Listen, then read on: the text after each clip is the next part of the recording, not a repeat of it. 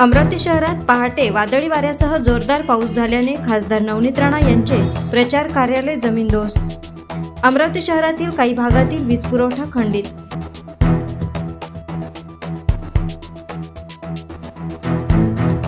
अमरावतीच्या इरविन चौकात झाडे कोसळलीत, वीज तारा व वीज खांब कोसळलेत।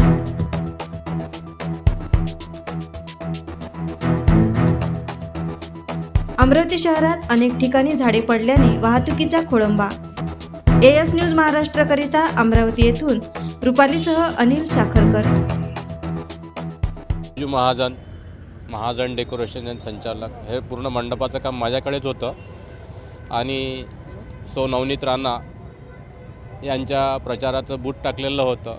रात्री 3:30-4 वाजताच्या दरम्यान खूप जोराने वादळ आणि हवा पाऊस आला, त्यात खूप नुकसान झालेलं आहे आणि काही जीवितहानी नाही झाली। 8 माणसं आतमध्ये झोपले होते, पण ते सगळे बाहेर निघाले, सुखरूप आहे, सगळे व्यवस्थित आहे, त्यामुळे काही असं नुकसान जीवितहानी झालेली नाही।